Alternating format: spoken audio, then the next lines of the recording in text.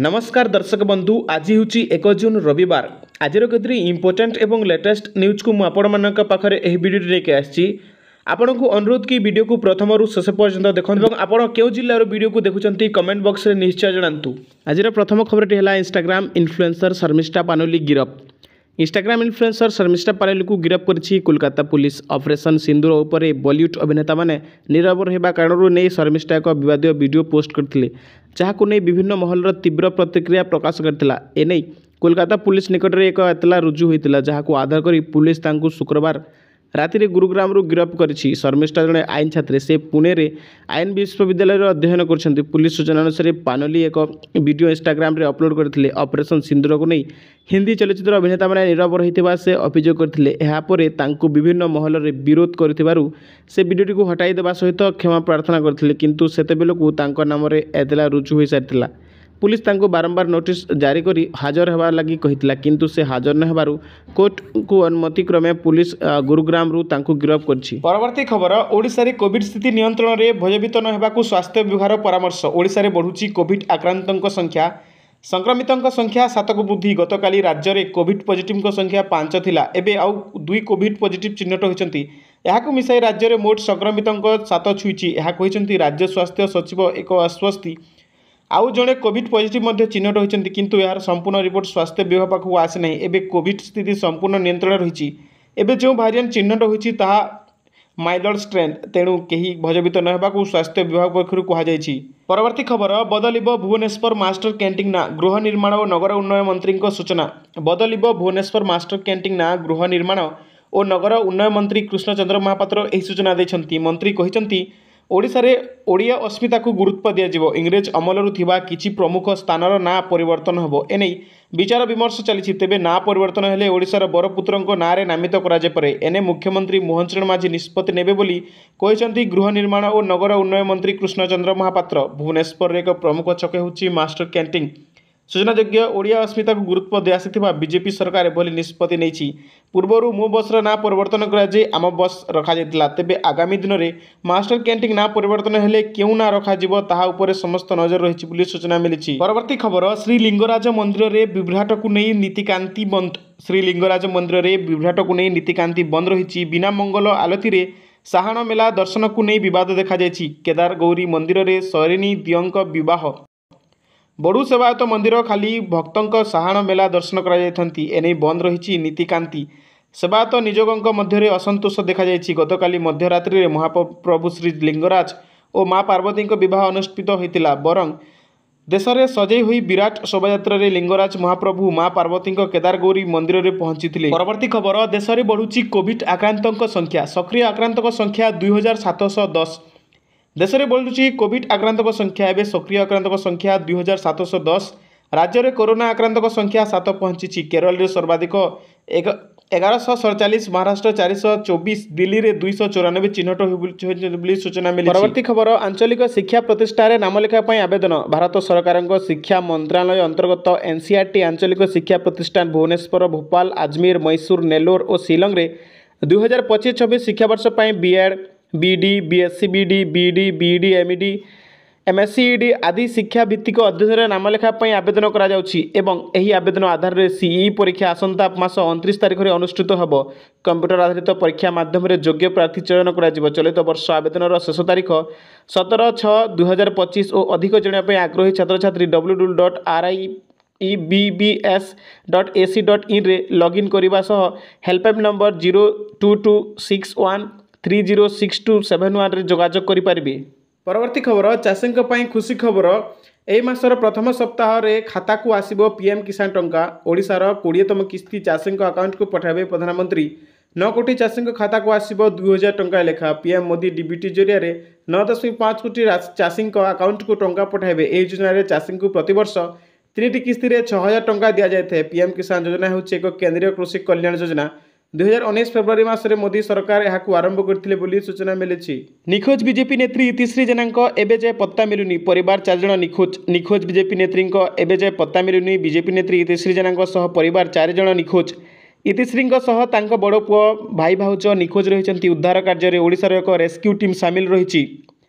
गुरुवार Sikkim hill top को बुलवा जाते इतिश्री गाड़ी भारसाम्य हराई 1000 फुट तलक नदी को खसी सिक्किम टूरिस्ट गाड़ी ट्राजेडी घटना सिक्किम में पहुंची ओडिशार जाइथिबा 2 वरिष्ठ अधिकारी टीम गुरुतर अवस्था उद्धार होता 2 ओडिया नाबालिक एबे गैंगटक हॉस्पिटल में चिकित्साधीन अच्छा सेठारे पहुंची स्वास्थ्यवता कथा बुझी ओडिशार जाइथिबा एही टीम सिक्किम दुर्घटनाग्रस्त को सहायता और सुरक्षित प्रत्यावर्तन पर मुख्यमंत्री मोहन चरण माझी निर्देश क्रमे परिवहन विभाग 2 वरिष्ठ अधिकारी गैंगटक में पहुंची सेमाने हेले अतिरिक्त परिवहन कमिशन दीप्ति रंजन पात्र और जुग्म परिवहन कमिशन विकास चौधरी उद्धार होता 2 जन यात्री को स्थानीय डाक्तखाना में चिकित्सा कर राज्य परिवहन कर्तृपक्ष पक्षर सूचना दी जाएगी। सूचना अनुसार उत्तर सिक्किम मंगन जिला चुम्बोबू निकट में 1000 फुट तलक तीस्ता नदी में खसी पड़ा 11 पर्यटकों को नहीं जाऊा गाड़ी से बीजेपी महिला मोर्चा राज्य सांबादिक इतिश्री जेना समेत जाजपुर रोड उमापदारू जाइथिबा 6 ओडिया पर्यटक समस्ते गोटे परिवार से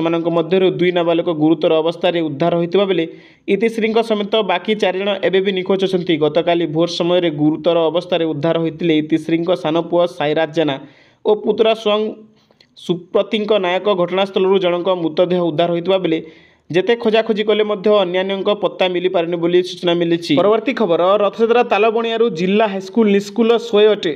विश्व प्रसिद्ध रथयात्रा श्रीक्षेत्र पुरी को लक्ष लक्ष श्रद्धालु सुଅ छुटिब। श्रद्धालुं सुगम परिवहन को आखि आगे रखी राज्य परिवहन प्राधिकरण पक्षर एक समन्वय बैठक अनुष्ठित होईछि। प्राधिकरण मुख्यालय राज्य परिवहन आयुक्त अमिताभ ठाकुर अध्यक्षतार अनुष्ठित बैठक में जातीय राजपथ कर्तृपक्ष पुलिस कर्तृपक्ष और बस मालिक संघ प्रतिनिधि माने उपस्थित थिले।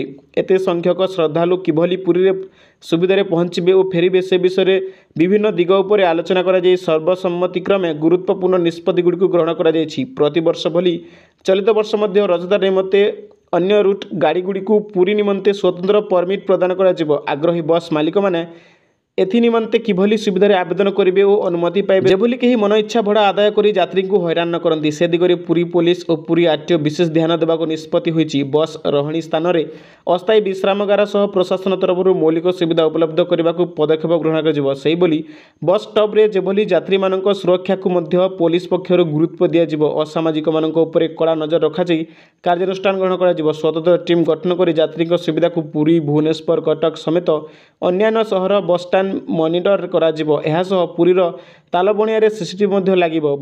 बस मानक फास्ट एड किट और पर्याप्त परिमाण ओआरएस मौजूद रहिबो और ताहा एसटीम पक्षर जोगाई दिया। यात्री और यात्री भाई गाड़ी मानक सुविधा निमंते रथयात्रा समय पुरीर आरटीओ पक्षर 24 घंटिया कंट्रोल रूम खोल गाड़ी मरामती निमंते विभिन्न कंपानी सहयोग क्रेन और आंबुलांस सुविधा रखा श्रृंखलित ट्राफिक व्यवस्था पर विशेष ध्यान दिया। जातीय राजपथ में गहली आशंका थिबा स्थान गुड़िक स्वतंत्र टीम दायित्व रहिबे। कोणार्क पुरी रूट पर स्वतंत्र ट्राफिक कटकणा लागू हेबो। समस्त विभाग गाड़ी मालिक और कर्मचारी सहयोग में जनसाधारण मानक उत्तम सेवा प्रदान पर समस्त पदक्षेप ग्रहण कर परिवहन आयुक्त। तालबणियारू जिला हाईस्कल निस्कूल नेबा आनिबा पई प्रशासन स्वयं ऑटो व्यवस्था करिबो बोली बैठक में निष्पत्ति होईछि। एही बैठक में Puri SP Cuttack DCP traffic DCP जातीय राजपथ प्राधिकरण अधिकारी बस मालिक संघ प्रतिनिधि एवं परिवहन विभाग वरिष्ठ अधिकारी माने उपस्थित थिबे बोली सूचना मिली। खबर एही जून मासरू मिलिबक जाउछि 3500 भत्ता जे मानक बयस 80 वर्ष एवं जे माने हैंडिकैप रे 80% अछंती से मानकू 3500 भत्ता मिलिबो बोली सूचना मिली। परवर्ती खबर पुणी आउ जड़े सरकारी कर्मचारी घरे विजिलेंस रेट एककालीन 4टी स्थान में चढ़ाऊ। R&B डिविजन एई घरे विजिलेंस चढ़ाऊ। आर बहिर्भूत संपत्ति ठूल अभियोग में ओडिशा विजिलेंस पक्षर R&B सहकारी निर्भय जंत्री एन दिलीप कुमार चौधरी बासभवन और कार्यालय समेत 4टी स्थान में एककालीन चढ़ाऊ चली। ब्रह्मपुर और भुवनेश्वर समेत एककालीन 4टी स्थान में चली रेट। ब्रह्मपुर धर्मनगर मयूर विहार स्थित घर सह ऑफिस रे चढ़ाऊ जारी रही। ब्रह्मपुर विजिलेंस स्वतंत्र विचारपति द्वारा जारी होता सर्च वारंट बल में गतकाली ब्रह्मपुर R&B डिविजन 1 सहकारी निर्वाही जंत्री एंड दिलीप कुमार चौधरी घरे 3 जन डीएसपी 7 जन इंस्पेक्टर एवं अन्य सहायक कर्मचारी नेतृत्व में ओडिशा विजिलेंस द्वारा एककालीन घर चढ़ाऊ करा। परवर्ती खबर सुभद्रा योजना को नहीं जो सुभद्रा आवेदनकारी मानकर बैंक अकाउंट सीधासलख देय हस्तांतर योग्य हुई नहीं माने डीबीटी हुए नहीं ତାହାର ଏକ ତାଲିକା ସମ୍ପୃକ୍ତ ବ୍ଲକ ମ୍ୟୁନିସିପାଲିଟି ବିଜ୍ଞାପିତ ଅଞ୍ଚଳ ପରିଷଦ ଅଥବା ମହାନଗର ନିଗମ ସ୍ତର ଓ ସୁଭଦ୍ରା ପୋର୍ଟାଲରେ ଉପଲବ୍ଧ ଅଟେ। ବର୍ତ୍ତମାନ ସୁଦ୍ଧା ପାଇନଥିବା ଆବେଦନକାରୀମାନଙ୍କୁ ପରାମର୍ଶ ଦିଆଯାଉଛି କି ସେମାନେ ଏହି ତାଲିକାକୁ ଯାଞ୍ଚ କରନ୍ତୁ। ଯଦି ଏହି ତାଲିକାରେ ତାଙ୍କ ନାମ ଥାଏ ତାହେଲେ ଆକାଉଣ୍ଟ ଥିବା ତାଙ୍କ ବ୍ୟାଙ୍କକୁ ଯାଇ ଆକାଉଣ୍ଟଟିକୁ ସିଧାସଳଖ ଦେୟ ହସ୍ତାନ୍ତର ଯୋଗ୍ୟ ମାନେ ଡିବିଟି ଇନେବଲ୍ କରନ୍ତୁ। ଆପଣ ବ୍ୟାଙ୍କ ପାଖକୁ ଯିବେ ଏବଂ ବ୍ୟାଙ୍କ କ୍ୟାସିୟରକୁ କହିବେ ଡିବିଟି ମୋର ଇନେବଲ୍ କରିଦିଅନ୍ତୁ। ସିଧାସଳଖ ଡିବିଟି ନ ହେବା ପର୍ଯ୍ୟନ୍ତ ଆପଣ ସୁଭଦ୍ରା ଅଧୀନରେ ସହାୟତା ରାଶି ପାଇପାରିବେ ନାହିଁ। ଯଦି ଆପଣଙ୍କ ଡିବିଟି ହେବ ନାହିଁ ତ ଆପଣ ପେମେଣ୍ଟ ପାଇବେ ନାହିଁ ବୋଲି ସୂଚନା ମିଳିଛି। ପରବର୍ତ୍ତୀ ଖବର ଚାଷୀଙ୍କ ପାଇଁ ଖୁସି ଖବର। ନିର୍ଦ୍ଦିଷ୍ଟ ସମୟରେ ପ୍ରାକୃତିକ ବିପର୍ଯ୍ୟୟରେ କ୍ଷତିଗ୍ରସ୍ତକୁ ମିଳିବ କ୍ଷତିପୂରଣ। ଅଦିନିଆ ବର୍ଷାରେ ଯଦି କୌଣସି ଚାଷୀଙ୍କ କ୍ଷୟକ୍ଷତି ହୁଏ ତେବେ କ୍ଷତିଗ୍ରସ୍ତ ଚାଷୀଙ୍କୁ ତ୍ୱରିତ ମିଳିବ କ୍ଷତିପୂରଣ। ମେ 27ରୁ 30 ତାରିଖ ମଧ୍ୟରେ ହୋଇଥିବା ଲଘୁଚାପ ବର୍ଷାରେ କ୍ଷୟକ୍ଷତିର ସ୍ଥିତି ସମୀକ୍ଷା ବେଳେ ଏହି ସୂଚନା ଦେଇଛନ୍ତି ରାଜସ୍ୱ ଓ ବିପର୍ଯ୍ୟୟ ପରିଚାଳନା ମନ୍ତ୍ରୀ ସୁରେଶ ପୂଜାରୀ। ସ୍ୱତନ୍ତ୍ର ରିଲିଫ୍ କମିଶନରଙ୍କ କାର୍ଯ୍ୟାଳୟରେ ଭିଡ଼ିଓ କନଫରେନ୍ସିଂ ଜରିଆରେ ଏକ ସମୀକ୍ଷା ବୈଠକ ବସିଥିଲା। ଏଥିରେ ସମ୍ବଲପୁରରୁ ଯୋଡ଼ି ହୋଇଥିଲେ ରାଜସ୍ୱ ମନ୍ତ୍ରୀ। ବୈଠକରେ ଭୁବନେଶ୍ୱର ପାଣିପାଗ କେନ୍ଦ୍ର ନିର୍ଦ୍ଦେଶିକା ମନୋରମା ମହାନ୍ତି ଲଘୁଚାପର ଅବସ୍ଥା ଓ ଆଗାମୀ ସ୍ଥିତି ସମ୍ପର୍କରେ ସୂଚନା ଦେଇଥିଲେ। ମିଳିଥିବା ତଥ୍ୟ ଅନୁଯାୟୀ 27 ମେରୁ 30 ମେ ମଧ୍ୟରେ ରାଜ୍ୟରେ ହାରାହାରି 41.9 ମିଲିଲିଟର ବର୍ଷା ହୋଇଥିବା ବେଳେ କେନ୍ଦ୍ରାପଡ଼ା, କଳାହାଣ୍ଡି, ଜଗତସିଂହପୁର, କନ୍ଧମାଳ, ନବରଙ୍ଗପୁର, ଭଦ୍ରକ, ସୁବର୍ଣ୍ଣପୁର ଓ ରାୟଗଡ଼ାରେ 50 ମିଲିମିଟରରୁ ଅଧିକ ବର୍ଷା ହୋଇଛି। ଅନ୍ୟ 22ଟି ଜିଲ୍ଲାରେ ମଧ୍ୟ 10ରୁ 50 ମିଲିମିଟର ବର୍ଷା ରେକର୍ଡ ହୋଇଛି। ଏନେଇ ରାଜସ୍ୱ ମନ୍ତ୍ରୀ କହିଛନ୍ତି ଚାଷୀ ଓ ବର୍ଷା ପବନରେ ଘରଦ୍ୱାର କ୍ଷତିଗ୍ରସ୍ତ ହୋଇଥିବା ବ୍ୟକ୍ତିବିଶେଷଙ୍କୁ ନିଶ୍ଚିତ କ୍ଷତିପୂରଣ ଦିଆଯିବ। ଜିଲ୍ଲାପାଳମାନଙ୍କୁ ଖୁବ୍ ଶୀଘ୍ର କ୍ଷୟକ୍ଷତିର ରିପୋର୍ଟ ପ୍ରଦାନ କରିବା ପରେ ସରକାର ତୁରନ୍ତ ବିହିତ ପଦକ୍ଷେପ ନେବେ ବୋଲି ସୂଚନା ଦେଇଛନ୍ତି। ପରବର୍ତ୍ତୀ ଖବର ସାମ୍ବାଦିକଙ୍କୁ ମାଡ଼ ଘଟଣା। ମୁଖ୍ୟ ଅଭିଯୁକ୍ତ ସମେତ 4 ଜଣଙ୍କୁ ମିଳିଲା ଜାମିନ। ବଲାଙ୍ଗୀରରେ କାର୍ଯ୍ୟରତ ସାମ୍ବାଦିକଙ୍କୁ ଗାଁ ମଝିରେ ବାନ୍ଧି ମାଡ଼ ମାରିବା ଘଟଣା ରାଜ୍ୟବ୍ୟାପୀ ଆଲୋଡ଼ନ ସୃଷ୍ଟି କରିଥିଲା। ଅଭିଯୁକ୍ତମାନଙ୍କୁ ଗିରଫ କରିବା ପାଇଁ ବିଭିନ୍ନ ସ୍ଥାନରେ ଆନ୍ଦୋଳନ ହୋଇଥିଲା। କିଛି ଦିନ ଭିତରେ ସବୁ ଅଭିଯୁକ୍ତ ଗିରଫ ହେଲେ। ମୁଖ୍ୟ ଅଭିଯୁକ୍ତ ଠିକାଦାର ଗଜେନ୍ଦ୍ର ଦଲେଇ ମଧ୍ୟ ଗିରଫ ହୋଇଥିଲା। ବଲାଙ୍ଗୀର ଏସ୍ଡିଏମ୍ କୋର୍ଟରୁ ଗତକାଲି ସମସ୍ତ ଅଭିଯୁକ୍ତଙ୍କୁ ଜାମିନ ମିଳିଛି। ମୁଖ୍ୟ ଅଭିଯୁକ୍ତ ଗଜେନ୍ଦ୍ର ସମେତ ଅନ୍ୟ ଅଭିଯୁକ୍ତ କୁଲଥିପାଲି ଗାଁର ଅବିନାଶ ଦଲେଇ, ଗୁମର ନାୟକ ଓ ବଲାଙ୍ଗୀର ବରପାଲିପଡ଼ାର ଆଦିତ୍ୟ ଜେନା ଜାମିନ ପାଇଛନ୍ତି ବୋଲି ସୂଚନା ମିଳିଛି। ପରବର୍ତ୍ତୀ ଖବର ଜୁନ୍ 1ରୁ ଆଧାର, ୟୁପିଆଇ, ପିଏଫ୍ ଠାରୁ ଆରମ୍ଭ କରି ଏଲ୍ପିଜି ଏସବୁରେ ହୋଇପାରେ ବଡ଼ ପରିବର୍ତ୍ତନ। ପ୍ରତି ମାସ ଭଳି ଜୁନ୍ ମାସ ପହିଲାରେ ମଧ୍ୟ ଅନେକ ପରିବର୍ତ୍ତନ ହେବାକୁ ଯାଉଛି, ଯାହାର ପ୍ରଭାବ ସିଧାସଳଖ ସର୍ବସାଧାରଣଙ୍କ ପକେଟ୍ ଉପରେ ପଡ଼ିବାକୁ ଯାଉଛି। ୟୁପିଆଇ ଏବଂ ପିଏଫ୍ ଠାରୁ ଆରମ୍ଭ କରି ଏଲ୍ପିଜି ସିଲିଣ୍ଡର ମୂଲ୍ୟ ପର୍ଯ୍ୟନ୍ତ ଜୁନ୍ 1ରୁ ଅନେକ ନିୟମ ପରିବର୍ତ୍ତନ ହେବାକୁ ଯାଉଛି। ଏହି ପରିବର୍ତ୍ତନଗୁଡ଼ିକ କିଛି ସୁବିଧା ବୃଦ୍ଧି କରିବ, କିଛି କ୍ଷେତ୍ରରେ ଅତିରିକ୍ତ ଶୁଳ୍କ ମଧ୍ୟ ଦେବାକୁ ପଡ଼ିପାରେ। ଜାଣନ୍ତୁ ଜୁନ୍ ଠାରୁ ଲାଗୁ ହେବାକୁ ଥିବା ଏହି ପରିବର୍ତ୍ତନଗୁଡ଼ିକ କ'ଣ? ସରକାରୀ କର୍ମଚାରୀ ଭବିଷ୍ୟତ ନୀତି ପାଣ୍ଠି ସଂଗଠନ ଇପିଏଫ୍ଓର ଏକ ନୂତନ ଏବଂ ଉନ୍ନତ ସଂସ୍କରଣ ଇପିଏଫ୍ଓ 3.0 ଲଞ୍ଚ କରିବାକୁ ପ୍ରସ୍ତୁତ ନେଉଛନ୍ତି। ଏହାକୁ ଜୁନ୍ ମାସରେ ଲଞ୍ଚ କରାଯାଇପାରେ। ଏହା ଆରମ୍ଭ ହେବା ପରେ ପିଏଫ୍ ଦାବି କରିବା ବହୁତ ସହଜ ହୋଇଯିବ। ସବୁଠାରୁ ଗୁରୁତ୍ୱପୂର୍ଣ୍ଣ କଥା ହେଉଛି ଭବିଷ୍ୟତରେ ଏଟିଏମ୍ ଏବଂ ୟୁପିଆଇ ମାଧ୍ୟମରେ ମଧ୍ୟ ଆପଣଙ୍କର ପିଏଫ୍ ଆକାଉଣ୍ଟରୁ ଟଙ୍କା ଉଠାଇ ପାରିବେ। ଏହି ପରିବର୍ତ୍ତନ ଦେଶର 9 କୋଟିରୁ ଅଧିକ ପିଏଫ୍ ଆକାଉଣ୍ଟଧାରୀଙ୍କୁ ସିଧାସଳଖ ଲାଭ ହେବ। ଏନ୍ପିସିଆଇ ୟୁପିଆଇ ସମ୍ପର୍କରେ ଏକ ନୂତନ ନିୟମ ଲାଗୁ କରିଛି, ଯାହା ଅନୁଯାୟୀ ୟୁପିଆଇ ପେମେଣ୍ଟ କରିବା ସମୟରେ ବ୍ୟବହାରକାରୀମାନେ ଏବେ କେବଳ ପ୍ରକୃତ ପ୍ରାପ୍ତକର୍ତ୍ତାଙ୍କ ବ୍ୟାଙ୍କିଂ ନାମ ଦେଖିପାରିବେ। କ୍ୟୁଆର୍ କୋଡ୍ କିମ୍ବା ସମ୍ପାଦିକ ନାମ ଆଉ ଦୃଶ୍ୟମାନ ହେବ ନାହିଁ। ଏହି ନିୟମ 30 ଜୁନ୍ ସୁଦ୍ଧା ସମସ୍ତ ୟୁପିଆଇ ଆପ୍ ଦ୍ୱାରା ଲାଗୁ କରିବାକୁ ପଡ଼ିବ ବୋଲି ସୂଚନା ମିଳିଛି। 1 ଜୁନ୍ ଠାରୁ କ୍ରେଡିଟ୍ କାର୍ଡ଼ ବ୍ୟବହାରକାରୀମାନଙ୍କ ପାଇଁ କିଛି ନିୟମ ପରିବର୍ତ୍ତନ ହେବାକୁ ଯାଉଛି। ଯଦି ଆପଣ କୋଟାକ ମହିନ୍ଦ୍ରା ବ୍ୟାଙ୍କର କ୍ରେଡିଟ୍ କାର୍ଡ଼ ବ୍ୟବହାର କରନ୍ତି ତେବେ ଆପଣଙ୍କୁ ଏକ ବଡ଼ ଝଟକା ଲାଗିପାରେ। ବ୍ୟାଙ୍କ ଏବେ ଅଟୋ ଡେବିଟ୍ ଟ୍ରାଞ୍ଜାକ୍ସନ୍ ବିଫଳତା ଉପରେ 2% ବାଉନ୍ସ ଚାର୍ଜ ନେବ।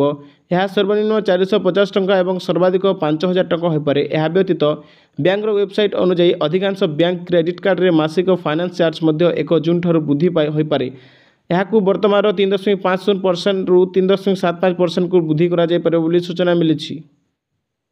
ଆଜି ପାଇଁ ଏତିକି। ଦେଖା ହେବା ନେକ୍ସଟ ଏପିସୋଡ଼ରେ। ଧନ୍ୟବାଦ।